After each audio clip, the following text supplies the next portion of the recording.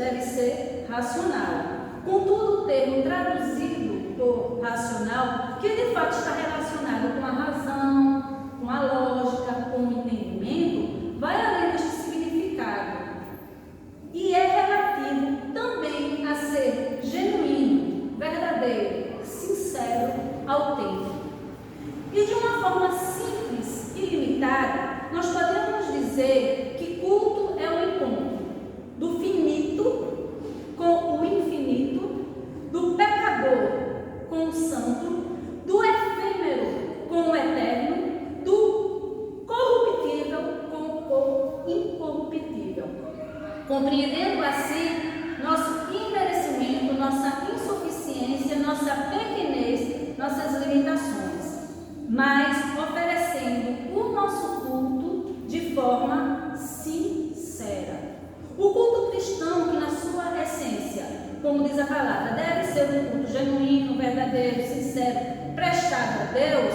O culto cristão, ele é desprovido de recurso material, com exceção do batismo e da ceia, que são simbolismos e trazem alguns recursos materiais.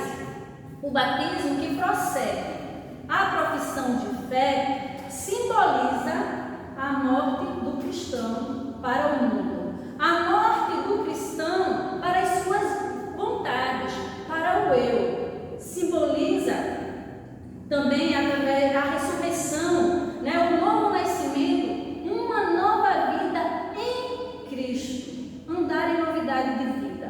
O batismo é uma ordenança para os que já são salvos e assim se submetem com entendimento e sinceridade. Já a ceia, como simbolismo, tem 3 características que exigem genuinidade, sinceridade. E nós vamos estar, de uma forma bem resumida, tratando de 3 características da ceia do Senhor. E a primeira característica que podemos destacar da ceia do Senhor é relembrar o sacrifício de Cristo. E eu gostaria que você abrisse no Evangelho escrito pelo evangelista Lucas, no capítulo 22, versículo 19. Lucas, capítulo 22, versículo 19. É o seguinte: e tomando o pão, e havendo dado graças, partiu e deu-lhe, dizendo: isto é o meu corpo, que por vós é dado, fazei isso em memória de mim.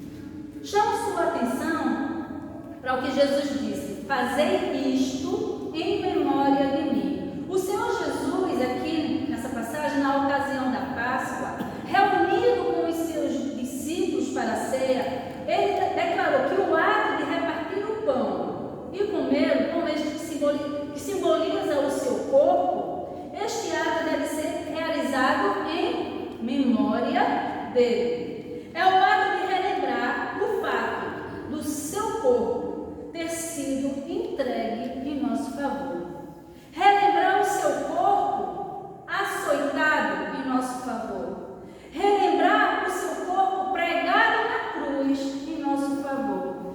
Relembrar o seu corpo pregado com cravos em nosso favor. Relembrar o seu corpo recebendo uma coroa de espinhos em nosso favor.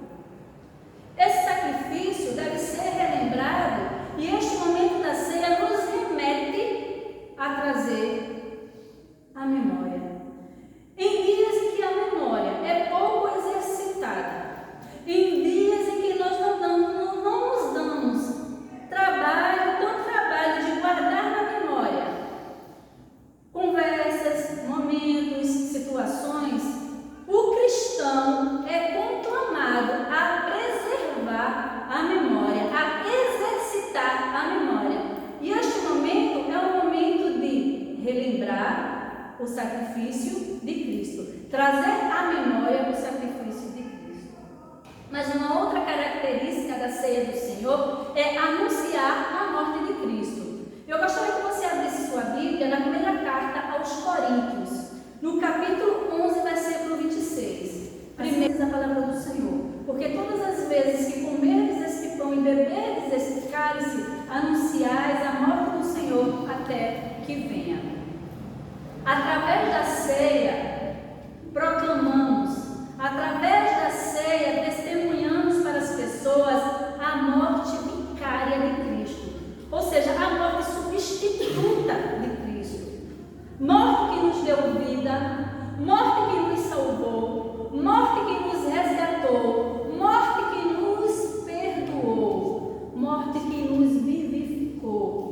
Porque essa era a exigência da lei, a entrega de uma vida pelo pecador. E o Senhor Jesus cumpriu essa exigência da lei em nosso favor. E quando celebramos a ceia, anunciamos a morte daquele que nos salvou.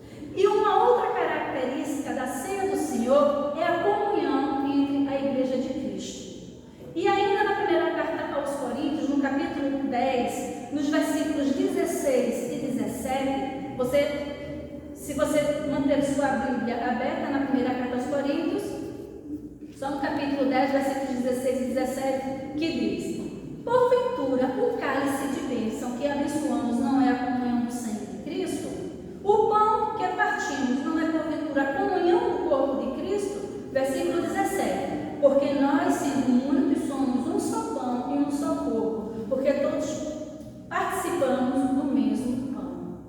A comunhão com o Senhor Jesus, a nossa comunhão com o Senhor Jesus resulta na nossa comunhão com o nosso irmão. Ou seja, a nossa comunhão com o nosso irmão é resultado da nossa comunhão com Cristo. Se estamos em comunhão com Ele, vamos ter comunhão com os nossos uns com os outros. E quando nós não conseguimos ter comunhão com os irmãos, é porque há um obstáculo, às vezes criado por nós, outras vezes criado pelo outro. Quantas vezes criamos obstáculos que obstruem, que impedem a comunhão? E tem mais. E na maioria das vezes, esses obstáculos criados que impedem a comunhão são coisas desnecessárias. São coisas insignificantes, são picuinhas diante de tanta coisa séria que está em nossa volta. Mas às vezes criamos obstáculos desta natureza. No versículo 17 deste capítulo 10 de 1 Coríntios que nós acabamos de ler,